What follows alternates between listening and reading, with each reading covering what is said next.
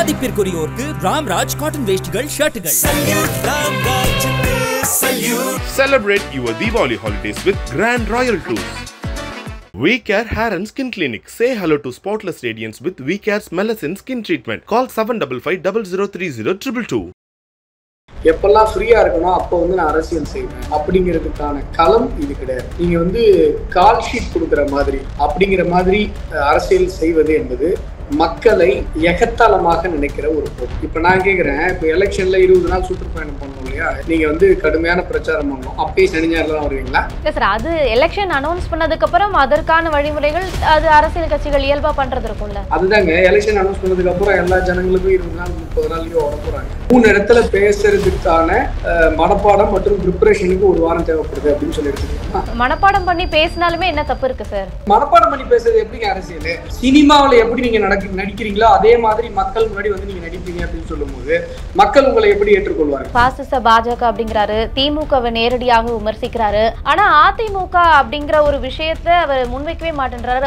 அப்ப அதிமுகவை அவர் எப்படி எடை போட்டு வச்சிருக்கிறாரு? எழுதி கொடுத்தவர் எழுதி கொடுத்திருக்க மாட்டாரு. இப்ப நீங்க விஜய்கிட்டே போய் கேட்டீங்கன்னு சொல்லிச்சுக்கோங்களேன், சார் பாசிச பாஜகன்னு சொல்றீங்களே சார், ஏன் சொல்றீங்க அப்படின்னு கேட்டீங்கன்னா சத்தியமா ஒரு பதில் தெரியாது. எழுதி கொடுத்தவரை கூட்டு கேட்பாரு. தாவேகாவுக்கு திமுக தரப்புல இருந்து அழுத்தம் கொடுக்கப்படுதா? அவருக்கு வந்து இந்த மாதிரியான அழுத்தங்கள் கொடுக்கப்படுகிறது. ஆனா பிஜேபி காரங்க உங்களுக்கு தாத்தா. விஜயுடைய அரசியல் பயணத்தை பாஜக எப்படி பார்க்கிறது? எல்லாரையும் போல நாங்களும் ஒரு என்டர்டைன்மெண்டா தான் பாக்குறோம். விஜய் வந்து ஒரு அரசியல் கட்சியா தன்னை அதிகாரப்பூர்வமாக அறிவிச்சிட்டாரு, தேர்தல் ஆணையத்துல பதிவு செஞ்சுட்டாரு, இவ்வளவு விஷயம் பண்ணிருக்காரு, ஒரு மாநாடு நடத்திருக்காரு, இன்னைக்கு வந்து மக்கள் பயணம் போறாரு. இதற்கு பிறகு ஏன் அப்படின்னா அவருக்கு என்று ஒரு கொள்கை இல்லை. கொள்கை தான் தமிழகத்தில் வெற்றி பெறும் ஒழிய வெறும் முகப்பூச்சியோ மேக்கப்போ பவுடரோ தமிழகத்தில் நிலை பெறுவதற்கான வாய்ப்புகளே கிடையாது. இதனாலதான் நடிகர் விஜயாகவே பார்க்கப்படுகிறது. சட்டமன்ற தேர்தலில் குறைஞ்சது 20 முதல் 25% வாக்கு சதவீதத்தை விஜய் கட்சி பெறும் அப்படிங்கிற ஒரு பார்வையும் இருக்கு. நான் இப்ப சொல்றேன், இதை வந்து ரெக்கார்ட் பண்ணி வச்சுக்கோங்க. ஒற்றை இலக்க சதவீதத்தை தாண்டி விஜய் அவர்கள் கட்சி வருவதற்கு வாய்ப்பே கிடையாது. கலாட்டா நேயர்களுக்கு வணக்கம். இன்று நம்மோடு பேசுவதற்காக பாஜக மாநில பொதுச் செயலாளர் அஸ்வத்மன் அவர்கள் நம்மோடு இருந்திருக்கிறார். அவரோடு பேசலாம். சார் வணக்கம். சார் வணக்கம். சார், இன்னைக்கு தாவேக தலைவர் விஜய் அவர்கள் நாகையில அந்த மக்கள் சுற்றுப்பயணத்தை முடிச்சுட்டு அடுத்த இலக்கை நோக்கி போயிருக்கிறாரு. அவருடைய அந்த சுற்றுப்பயணத்துல பேசுனதை நீங்க பாத்தீங்களா? அதுல இருந்து என்ன புரிஞ்சுக்க முடியுது சார்? இல்ல, நான் முழுசா பார்க்கல. ஒரு சின்ன ஒரு 30 செகண்ட் ஒரு இது மட்டும் பார்த்தேன். அதை மட்டும் என்னுடைய சமூக வலைதளத்துல போட்டிருந்தேன். பார்த்திருந்தோம் சார். மண் அரிப்புன்றத மீன் அரிப்புன்னு சொல்லியிருந்தாரு. அது ஒரு ஃப்ளோல பேசும்போது சில டைம்ல ரோல் ஆகிறது இயல்பு தானே சார்? இல்ல ரோல் ஆகிறது வேற, அதாவது டங் ஸ்லிப்புங்கிறது வேற. இது சப்ஜெக்டே தெரியல. அதாவது என்னன்னா, அலையாத்தி காடுகள் அது எதற்காக வளர்க்கப்படணும், அது ஏன் அழிக்கப்படக்கூடாது அப்படிங்கிற ஒரு புரிதல் இல்லாம எழுதி கொடுத்ததை அப்படியே படிக்கிறதுனால ஏற்படுற விளைவு இதெல்லாம். எனிவே அதை மட்டும் பார்த்தேன். இதற்கு முன்னாடியே அவர் வந்து பிப்ரவரி மாதம் 2011 நான் இந்த இடத்துக்கு, அதாவது 14 வருஷத்துக்கு முன்னாடி நான் நாகைக்கு வந்து மீனவர்களுக்கான அந்த பொதுக்கூட்டத்தில் நான் பேசியிருக்கேன். நான் களத்துக்கு இன்னைக்கு வரல, ஆரம்பத்துலேருந்தே நான் களத்துல தான், மக்கள் கூட தான், மக்களோட தான் இருக்கேன் அப்படின்னு குறிப்பிட்டு பேசியிருக்காரு சார். சரிங்க, அதாவது நல்லா புரிஞ்சுக்கோங்க. நடிகர்கள் அரசியலுக்கு வரக்கூடாது அப்படின்னு சொல்ற ஆள் நான் இல்லை. அண்ணல் அம்பேத்கர் வகுத்து கொடுத்த அரசியல் சட்டப்படி அரசியலுக்கு வரலாம். ஆனால் அரசியலுக்கு வரணும் அப்படின்னு சொல்லும்பொழுது அதுக்கு ஒரு டெடிகேஷன் வேணும். நீங்கள் வந்து நான் எப்போல்லாம் ஃப்ரீயாக இருக்கணும் அப்போல்லாம் நான் வந்து மக்களை வந்து பார்ப்பேன், எப்போல்லாம் ஃப்ரீயாக இருக்கணும் அப்போ வந்து நான் அரசியல் செய்வேன் அப்படிங்கிறதுக்கான களம் இது கிடையாது. நீங்கள் வந்து கால் ஷீட் கொடுக்குற மாதிரி சினிமாவில் நான் வந்து எனக்கு எப்பொழுது ஓய்வு நாட்கள் இருக்கிறதோ, எனக்கு எப்பொழுதெல்லாம் அவைலபிலிட்டி இருக்கிறதோ அந்த நேரத்தில் நான் என்னுடைய கால் ஷீட்டை வந்து இந்த ப்ரொடியூசருக்கு கொடுப்பேன் அப்படிங்கிற மாதிரி அரசியல் செய்வது என்பது மக்களை எகத்தாளமாக நினைக்கிற ஒரு போக்கு. அந்த போக்கு என்பது அரசியலுக்கு சரிப்பட்டு வராது. நீங்க வந்து உச்சபட்ச நடிகர்கள் எம்ஜிஆர் மாதிரியானவர்கள் கூட அரசியலுக்கு வந்திருக்கிறார்கள். ஆனால் அவர்கள் அரசியலுக்கு வந்த உடனேயே அவர்கள் முழுமையாக மக்கள் பிரச்சனைகளில் இறங்கி முழுமையாக நேரம் கொடுத்தாங்க. இந்த மாதிரி பார்ட் டைமாக வந்து வீக்கெண்ட் பொலிட்டீஷியன்ஸை மக்கள் ரசிக்க மாட்டாங்க. சார் அந்த வீக்கெண்ட் பொலிட்டீஷியனுக்கு தான் சார் இன்னைக்கு ஒரு விளக்கம் கொடுத்திருந்தாரு. சனிக்கிழமை நான் மக்களை பார்க்க வரதுக்கு காரணம் மக்கள் வந்து வாரம் முழுவதும் வேலை பார்ப்பாங்க, அந்த வேலையினால கெட்டு போயிடக்கூடாது, அதனால தான் நான் இந்த சனிக்கிழமை அப்படிங்கிறத தேர்ந்தெடுத்தேன். ஏன்னா தொடர்ச்சியாக எல்லாரும் அதை வந்து விமர்சிச்சு பேசும்போது அதுக்கு இன்னைக்கு அவர் அந்த சுற்றுப்பயணத்துல விளக்கம் கொடுத்திருந்தாரே. அது இல்லைங்க, சனிக்கிழமை தான் மக்களுக்கு லீவு, அப்பதான் கூட்டம் வரும், வீக் டேஸ்ல வந்தா கூட்டம் வராது அப்படின்னு அதுக்கு அர்த்தம். அது ஒரு இயல்பு தானே சார். எனக்கு சனிக்கிழமை எல்லாரும் என்னைய கவனிப்பாங்க அப்படிங்கிறது ஒரு இயல்பான விஷயமா தானே இருக்கு. இல்ல, உங்களுக்கு எல்லாமே இயல்பான விஷயமா இருக்கலாங்க, பட் இது வந்து அரசியலுக்கு புதுசு, அரசியல் களத்துல இருக்கவங்களுக்கு இது ரொம்ப புதுசு. அதாவது இப்போ வந்து நிறைய யாத்திரைகள் நடந்து கொண்டிருக்கிறது. அதிமுகவில் கூட எடப்பாடி பழனிசாமி அவர்கள் கிட்டத்தட்ட ஒரு 100 தொகுதிகளுக்கு மேல கவர் பண்ணிட்டாரு. இப்போ எங்களுடைய மாநில தலைவர் நயினார் நாகேந்திரன் அவர்கள் அக்டோபர் மாதத்துலேருந்து யாத்திரை போக போகிறாரு. ஏற்கனவே நாங்கள் பல யாத்திரைகளை தமிழகத்தில் நடத்திருக்கிறோம் பாரதிய ஜனதா கட்சி. இதெல்லாம் வந்து அதாவது மக்களை போய் சந்திக்கிறோம் அப்படின்னும் போது மக்கள் வந்து லீவில் இருப்பாங்க சார், அப்போ தான் சார் எங்களை வந்து பார்ப்பாங்க. அப்படி கிடையாது, நீங்கள் ஈவினிங் டைமில் தான் மோஸ்ட்லி வருவாங்க. ஈவினிங் டைமில் மக்கள் வந்து வேலைகளை முடிச்சுட்டு வந்து பார்ப்பாங்க. இதுதான் இயல்பாக நடக்கிறது. இப்போ நான் கேட்குறேன், இப்போ எலெக்ஷனில் 20 நாள் சுற்றுப்பயணம் பண்ணணும் இல்லையா? எலெக்ஷன் வந்து 20லேருந்து 25 நாள் வந்து நீங்கள் வந்து கடுமையான பிரச்சாரம் பண்ணணும். அப்பயும் சனி ஞாயிறுல தான் வருவீங்களா? அப்பயும் இல்லை சார், அது எலெக்ஷன் அனௌன்ஸ் பண்ணதுக்கப்புறம் அதற்கான வழிமுறைகள் அது அரசியல் கட்சிகள் இயல்பாக பண்ணுறது இருக்கும்ல. அதுதாங்க, எலெக்ஷன் அனௌன்ஸ் பண்ணதுக்கப்புறம் எல்லா ஜனங்களுக்கும் 20 நாள் 30 நாள் லீவ் ஓட போகிறாங்க இல்லைல்ல?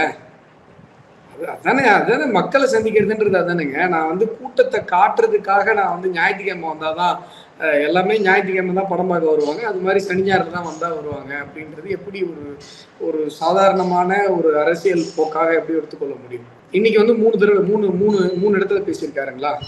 2 இடம்னு சொல்லியிருக்காங்க சார். இப்போ ஒரு இடத்துல பேசியிருக்காரு, அடுத்த இடத்துக்கு மூவ் ஆயிருக்காரு. இந்த 3 இடத்துல பேசுறதுக்கான மனப்பாடம் மற்றும் ப்ரிப்பரேஷனுக்கு 1 வாரம் தேவைப்படுது அப்படின்னு சொல்லி எடுத்துக்கலாமா? மனப்பாடம் பண்ணி பேசினாலுமே என்ன தப்பு இருக்கு சார்? அரசியலுக்கு இப்பதான் வராரு, முதன்முறையாக பேசுறதாங்க அரசியல். மனப்பாடம் பண்ணி பேசுறது எப்படிங்க அரசியல்?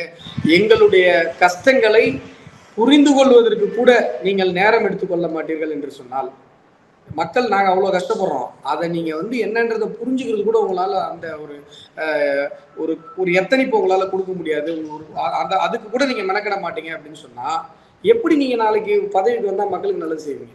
அன்னைக்கு மனப்பாடம் மட்டும் உட்காந்துருப்பீங்களா என்னென்னலாம் கஷ்டம் இருக்குன்னு சொல்லி? அதனாலதான் மக்கள் மனசுல இருந்து பேசுறவங்கள ரசிக்கிறாங்க.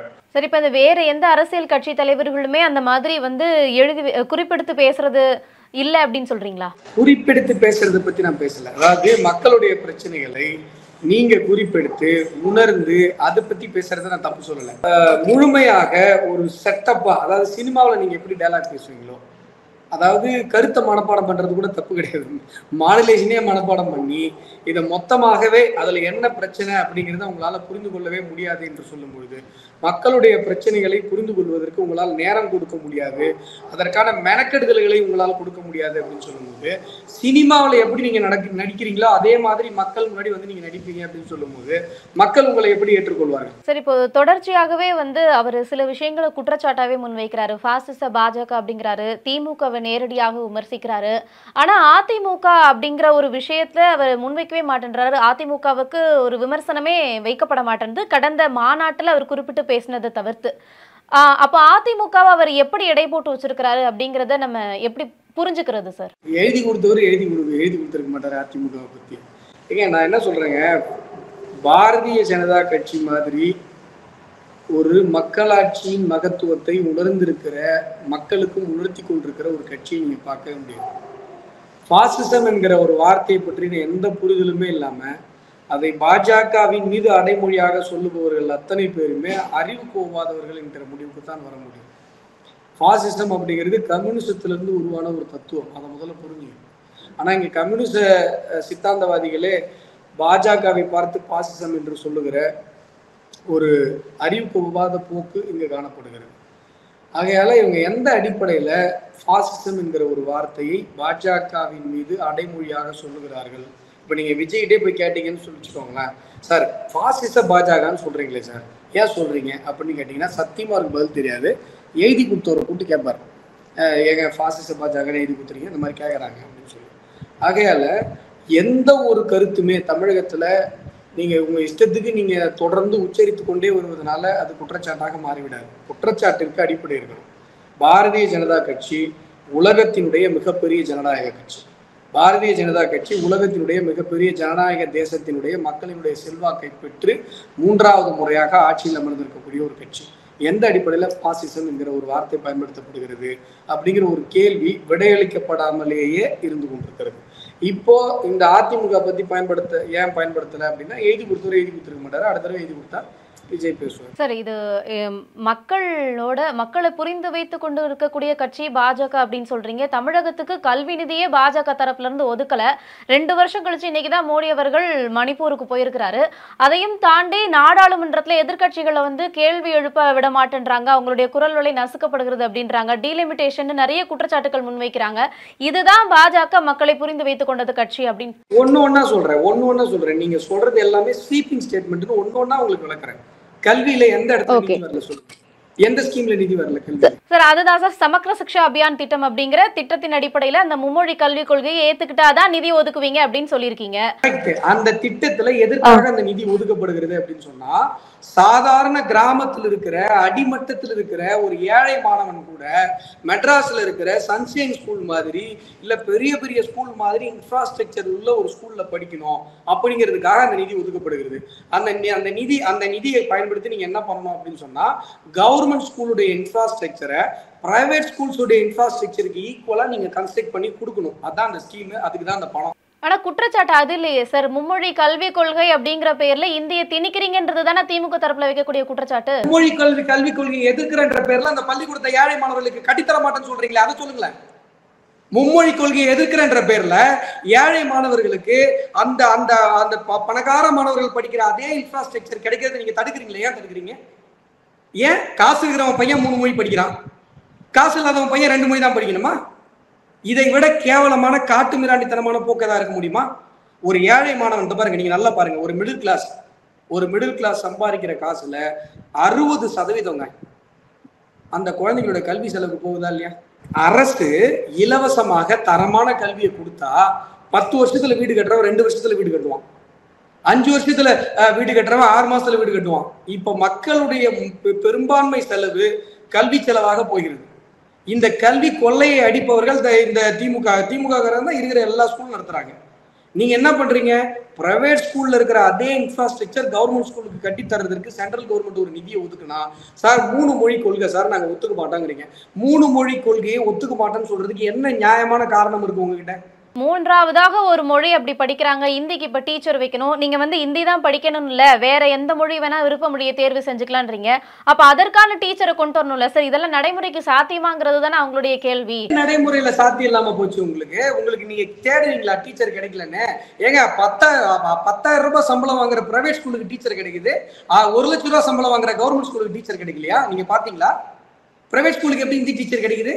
பிரைவேட் ஸ்கூலுக்கு எப்படி? சரி, இந்தின்னு இல்ல, நீங்க எந்த மொழி வேணா எடுத்துக்கலான்றீங்கல்ல. இப்போ ஒருத்தர் துளு படிக்கணும்னு ஆசைப்பட்டா அதற்கான டீச்சர் அப்படின்றது அவங்க தேட வேண்டி இருக்கும்ல சார். எடுக்க முடியாது. நீங்க துளு டீச்சர் வேணும்னு சொல்லி ஒரு விளம்பரம் கொடுங்க, இந்தியா முழுசும் அந்த நோட்டிபிகேஷனை கொடுங்க, 1000 பேர் அப்ளை பண்ணுவாங்க. சார், இன்னைக்கு களத்துல நிறைய இடர்பாடுகள் இருக்குது. நான் போறேன் ஒரு இடத்துக்கு போய் பேசுறேன் அப்படின்னா அந்த இடத்துல உடனே மின்வெட்டு இருக்குது, ஸ்பீக்கர் பாக்ஸை அந்த ஒயரை பிடுங்கிடுறாங்க. இதெல்லாம் நீங்க மோடி அவர்களோ அமித்ஷா அவர்களோ தமிழ்நாட்டுக்கு அவங்களால பண்ண முடியுமா அப்படிங்கிற ஒரு கேள்வி எழுப்புறாரு.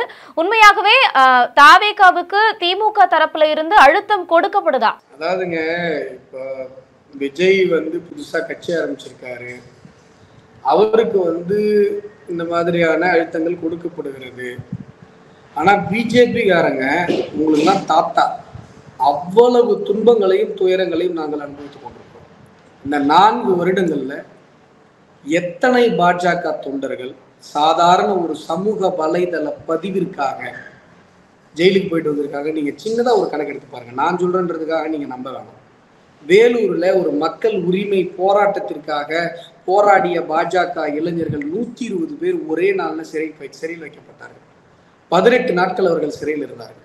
ஒரு ஏர்னிங் மெம்பர், ஒரு குடும்பத்தில் சம்பாரிச்சிட்டு இருக்கிறவன் திடீர்னு ஜெயிலுக்கு போனா அவனுடைய குடும்பம் எவ்வளவு வேதனைப்படும் என்பதை கொஞ்சம் யோசிச்சு பாருங்க. நேற்று காசா எங்க இருக்குன்னு தெரியாது, அதுல யார் பக்கம் நியாயம் இருக்குன்னு தெரியாது, அதுக்கு உட்காந்து மனித உரிமை போராளிகள்லாம் போராடிட்டு இருக்காங்க.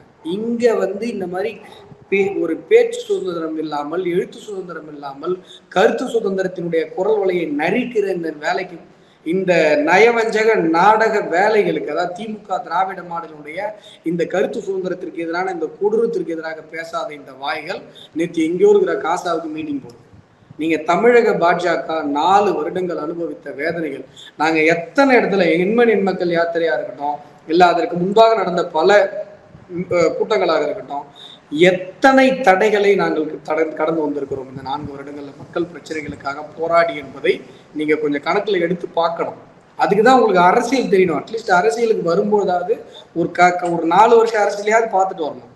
நீங்க வெள்ளிக்கிழமை வரைக்கும் ஷூட்டிங்ல இருந்து சனிக்கிழமை வந்தீங்கன்னா அப்படிதான் தெரியாம பேசுவீங்க. சார், காசாவுக்காக போராளிகள் நேற்று பேசினது தவறுன்றீங்களா, இல்ல முதல்ல இங்க சரி பண்ணுங்க அதுக்கப்புறம் வெளிநாட்டை பத்தி பேசுங்க அப்படின்றீங்களா சார்? உங்களுக்கு முதல்ல உங்க ஊர்ல நடக்கிற லாக்அப் டெத்தை பத்தி பேசுறதுக்கு உங்களுக்கு வாய் வராது அப்படின்னு சொல்லும்போது, அஜித்குமார் மரணத்திற்கு உங்களுக்கு பேசுறதுக்கு, ஒரு கூட்டம் நடத்துவதற்கு உங்களுக்கு துணிவில்லை என்று சொல்லும்போது, நீங்கெல்லாம் என்ன மனிதம் பேசுபவர்கள் என்று நான் கேட்கிறேன். திருபுவனம் ராமலிங்கத்திற்கு குரல் கொடுக்காத வாய்கள் காசாவிற்கு பேசுகிறது என்று சொல்லும்பொழுது, எங்க ஊர்ல முன்னாடி ஒரு மரணம் நடக்கும்பொழுது அதற்கு பேசாதவர்கள், இங்க கிட்னியை திருடி வித்துட்டு இருக்கான். 100கணக்கான பேருடைய கிட்னி இங்க நாமக்கல்ல திருடி விற்கப்பட்டிருக்கிறது. அதை விட பெரிய மனித உரிமை மீறல நீங்க காசாவில் கண்டுபிடிக்கிறீங்களா? உன்னுடைய ஊர்ல நடக்கிற ஒரு அநியாயத்திற்கு பேச முடியாத நீ, முதுகெலும்பில்லாத நீ, நான் காஷாவுக்கு பேசுறேன், கப்சாவுக்கு பேசுறேன்றது யாரை ஏமாத்துற வேலை? அதுதான் நான் கேட்கிறேன். சார், இன்று விஜயுடைய அரசியல் பயணத்தை அப்ப நீங்க ஒரு பாஜக எப்படி பார்க்கிறது அப்படின்னு புரிஞ்சுக்கலாம் சார். எல்லாரையும் போல நாங்களும் ஒரு என்டர்டைன்மெண்டா தான் பாக்குறோம். நீங்க எங்க ஊருக்கு வந்தா கூட மக்கள்லாம் போய் பார்ப்பாங்க. ஏன்னா திரையில இருக்கிறவங்க தரையில வந்தா 4 பேர் பார்ப்பாங்க. நயன்தாரா வந்தாங்கன்னா இதை விட கூட்டம் வரும். இது அனைத்து அரசியல் விமர்சகர்கள், அதே போல அனைத்து எதிர்கட்சிகள், திமுகவாக இருக்கட்டும், அதிமுகவாக இருக்கட்டும், இல்ல பாஜகவில் இருக்கவங்க கூடிய, இல்ல விசிக, இந்த மாதிரி என்னென்ன கட்சிகள் இருக்கோ எல்லா கட்சிகள் தரப்புலையும் ஒரு விமர்சனம் இதுதான் முன்வைக்கப்படுது. இன்னைக்கு விஜய்க்கு கூட்டின கூட்டம் நாளைக்கு நயன்தாரா வந்தாலும் கூடும் அப்படின்றாங்க. ஆனா விஜய் ஒரு அரசியல் கட்சியா தன்னை அதிகாரப்பூர்வமாக அறிவிச்சுட்டாரு, தேர்தல் ஆணையத்துல பதிவு செஞ்சுட்டாரு. அதற்கு பிறகு அவர் பரந்தூர் விமான நிலையம் பத்தி பேசியிருக்காரு, லாக்அப் டெத் பத்தி பேசியிருக்காரு, நிறைய விஷயங்கள், அந்த தூய்மை பணியாளர்கள் போராட்டத்துக்கு கூட குரல் கொடுத்திருக்கிறாரு. இவ்வளவு விஷயம் பண்ணிருக்கிறாரு, ஒரு மாநாடு நடத்திருக்காரு, இன்னைக்கு மக்கள் பயணம் போறாரு. இதற்கு பிறகும் கூட ஏன் அவரை ஒரு அரசியல்வாதியா யாரும் பார்க்க மாட்டேன்றாங்க அப்படிங்கிற ஒரு கேள்வி எழுது சார். அருமையான ஒரு கேள்வி. பத்திரிகை துறையில இருக்கீங்க, அதனால நல்ல ஒரு ஆழமான ஒரு கேள்வி கேட்டிருக்கீங்க சார். 2 மாநாடு நடத்திட்டாரு, 2-3 மக்கள் பிரச்சனைகளுக்கு கூட குரல் கொடுத்திருக்கிறார். தொடர்ந்தா இப்போ பிரச்சாரத்தெல்லாம் ஆரம்பிச்சுட்டாரு. இருந்தாலும் நீங்க அவர் ஒரு நடிகராகவே எல்லா அரசியல் கட்சிகளும் பார்க்கிறீங்க. ஏன் அப்படின்னா அவருக்கென்று ஒரு கொள்கை இல்லைங்க. அவர் எந்த விதமான கொள்கையையும் தன்னுடைய கொள்கையாக வரையறுத்து கூறவில்லை. கொள்கை இல்லாதவரை அரசியல்வாதியாக பார்ப்பது அறிவார்ந்த சமூகத்திற்கு அழகு கிடையாது. அதாவது எனக்கு மாற்று கருத்து இருக்கலாம். திராவிட முன்னேற்ற கழகம் அவர்கள் ஒரு கொள்கையோடு 1949 வந்தாங்க. அது இல்லாத இனவாதம் என்கிற விமர்சனம் என்னிடம் இருந்தாலும் கூட அது ஒரு கொள்கை என்று அவர்கள் 20 வருடம் இந்த மண்ணில் பேசினாங்க. 1967 ஆட்சியை பிடிச்சாங்க. 77 எம்ஜிஆர் அவர்கள் வந்தார் என்று சொன்னால் திமுக பேசுவது ஈவேரா திராவிடம். அண்ணா பேசிய திராவிடத்தை திமுக கைவிட்டு விட்டது.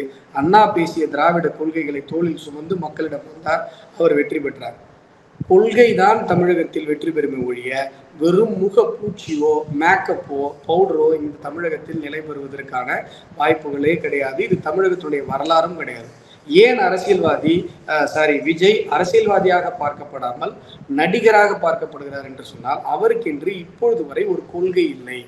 யாரோ எழுதி கொடுத்ததை பேசுகிறார், யாரோ சொல்லி கொடுத்த மாடுலேஷன்ல பேசுறார். அவர் மக்களினுடைய கஷ்டங்களை உள்வாங்கி இருக்கிறாரா? தனக்கென்று ஒரு கொள்கையை அவர் வகுத்து கொண்டிருக்கிறாரா? எதிர்ச்சொல்லாக இருக்கக்கூடிய திராவிட முறுக்கன், தமிழ் தேசிய முறுக்கன் என்று ஒரு குழப்பவாத சித்தாந்தத்தை தான் அவர் பேசிக் கொண்டிருக்கிறாரே ஒழிய, நீங்க ஒண்ணு பாகிஸ்தானுக்கும் இந்தியாவுக்கும் சண்டை நடக்குதுன்னா பாகிஸ்தான் பக்கம் இருக்கணும், இல்லை இந்தியா பக்கம் பேசணும். நான் இந்தியா ஒரு கண் பாகிஸ்தான் ஒரு கண்ணு சொல்ல முடியாது. திராவிடம் என்கிற ஒரு தத்துவத்திற்கு எதிராக இந்த மண்ணில் பேசப்பட்டதுதான் தமிழ் தேசியம் என்கிற தத்துவமே ஒழிய, இது ரெண்டும் ஒரு முகத்தில் இருக்கிற 2 கண்களாக இருக்கவே முடியாது. அதே போல இவர் எடுத்து வச்சிருக்கிற கொள்கை தலைவர்கள் இருக்காங்க பார்த்தீங்களா, பெருந்தலைவர் காமராஜர் அவர்கள், கடலூர் அஞ்சலி அம்மாள் அவர்கள், இவர்களுடைய வாழ்க்கை, நீங்க அண்ணல் அம்பேத்கர் அவர்கள், இவர்களுடைய வாழ்க்கையில தேசியம் தாண்டி வேற என்ன தத்துவத்தை நீங்க எடுத்துட முடியும்?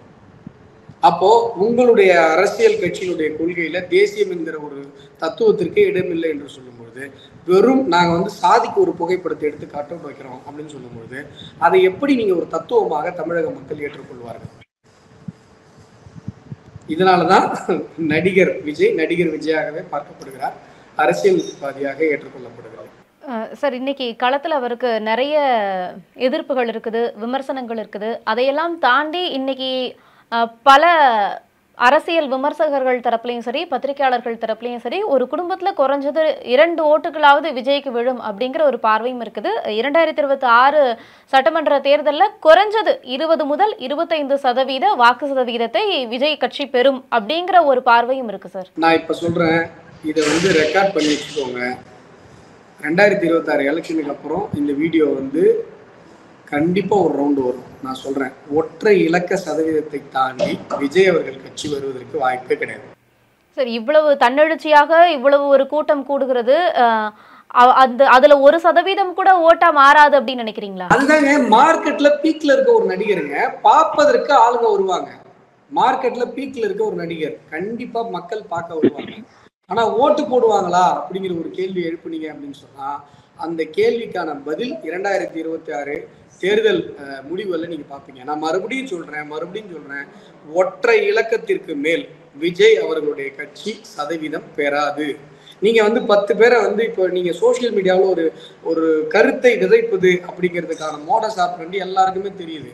நீங்க ஒரு 10 பேரை என்கேஜ் பண்ணி வச்சுக்கிட்டு 5, 10, 15, 20 அந்த ஒரு படத்துல ஏலம் விடுவாங்க பாருங்க, பிம்பிலிக்கு பிலாப்பின். நீங்க நல்லா கவனிச்சு பாருங்களேன், இந்த பர்சன்டேஜ் சொல்றவங்க எல்லாம் ஆரம்பத்துல 5ன்னாங்க, அப்புறம் 10ன்னாங்க. இந்த 5ல இருந்து 10க்கு எந்த சர்வே அடிப்படையிலங்க வந்தீங்கன்னு கேட்டா எதுவும் கிடையாது. அப்புறம் 15, 20, இன்னும் கொஞ்ச நாள் கழிச்சிங்கன்னா 30ன்னுவாங்க. எந்த அடிப்படையில் வந்தீங்க? எத்தனை பேர் சர்வே எடுத்தீங்க? எத்தனை சாம்பிள்ல நீங்க சர்வே எடுத்தீங்க? ஒண்ணுமே கிடையாது. வாய் இருக்கு, வசதி இருக்கு, பேசுறாங்க, அவ்வளவுதான். நீங்க தமிழக அரசியல்ல நாங்க நிறைய வருடங்கள் நாங்க பார்த்திருக்கோம். நான் மறுபடியும் சொல்றேன், ஒற்றை இலக்கம் தான் அவருடைய சதவீதம். சரி, அப்போ களத்துல வந்து இந்த 2026 சட்டமன்ற தேர்தலில் யாருக்குமான போட்டியாக இருக்கும் அப்படின்னு நினைக்கிறீங்க? இப்போ ஆளுங்கட்சியாக இருக்கிற திராவிட முன்னேற்ற கழகம், எதிரில் இருக்கக்கூடிய அதிமுக, பாரதிய ஜனதா கட்சி, இந்த வலுவான கூட்டணி, திமுகவுடைய கூட்டணி கட்சிகள், இந்த 2 கட்சிகளுக்குமான 2 கூட்டணிகளுக்குமான போட்டியாகத்தான் இந்த முறையும் இருக்க போகிறது. தவிர இதை வந்து வேறு விதமாக மீடியாவிலையோ இல்லை வந்து சோசியல் மீடியாவிலையோ நம்ம பேசலாம். சனி ஞாயிறுல ஒரு டிஆர்பிக்காக தொலைக்காட்சிகள்லையோ இல்லை இப்போ நீங்கள் வந்து என்னை இன்டர்வியூ கூட்டி இதை பற்றி பேசுனீங்க ஒரு 1/2 மணி நேரம், இந்த மாதிரி பேசலாம். இது எல்லாமே ஒரு என்டர்டைன்மெண்ட்டுக்காகத்தான் பயன்படுமே ஒழிய கொள்கை இல்லாத அரசியல் வெறும் பொழுதுபோக்கு மட்டுமே. சார், அதான் கடந்த காலங்களில் நடந்த உள்ளாட்சி தேர்தலில் கிட்டத்தட்ட விஜய் மக்கள் இயக்கம் சார்பாக களத்தில் நின்று 115 பேர் வெற்றி பெற்றிருக்கிறாங்க சார். அந்த மாதிரியான ஒரு வெற்றி இந்த 2026 ஏன் இருக்காது? இல்ல நீங்க சொல்றது வந்து அரசியல் கட்சியாக அவர்கள் பதிவு செய்வதற்கு முன்பாக உள்ளாட்சி தேர்தலில் உள்ளாட்சி அமைப்புகளில் போட்டியிட்ட அந்த இளைஞர்கள் அவங்களுடைய வெற்றி தானே ஒழிய அது விஜய் அவர்களுடைய முகத்திற்கு கிடைத்த வெற்றியாக அதை பாதிக்க முடியாது. 1. 2வது, நீங்க பார்க்க தானே போறீங்க, இன்னொரு 6 மாசம் நீங்க ரிசல்ட்ல பார்க்க தான் போறீங்க. நீங்க என்ன லாஜிக் வேணா அது வரைக்கும் சொல்லிக்கலாம். நீங்க வந்து நீங்க என்ன விருப்பப்படுறீங்களோ அதை சொல்லிக்கலாம். ஆனா கண்டிப்பா தமிழக மக்கள், நீங்க சொல்றீங்கல்ல வீட்டுக்கு 2 பேர், எத்தனை வீட்டுல நீங்க கேட்டீங்க வீட்டுக்கு 2 பேர்? நம்ம கருத்து இல்ல சார், பார்வையாளர்கள் வைக்கக்கூடிய கருத்து தான். இல்ல இது எல்லாமே வந்து கருத்து கிடையாது. இது எல்லாமே வந்து பரப்பப்படுகிற ஒரு என்ன சொல்றது, ஒரு பொருளை தான் பார்க்க முடியுமா ஒழிய யார்கிட்டையுமே டேட்டா கிடையாது. எந்த வீட்டுல 2 பேர் வந்து ஓட்டு போடுறாங்க அதெல்லாம் இல்ல, அது விஜய்க்கு. நன்றி சார், இன்னைக்கு நிகழ்ச்சியில நிறைய விஷயங்கள் பகிர்ந்துக்கிட்டீங்க. நன்றி. மதிப்பிற்குரியோருக்கு ராம்ராஜ் காட்டன் வேஷ்டிகள், ஷர்ட்டுகள். Celebrate your Diwali holidays with Grand Royal Tours. We Care Hair and Skin Clinic. Say hello to spotless radiance with We Care's Melasine Skin Treatment. Call 755 0030 222.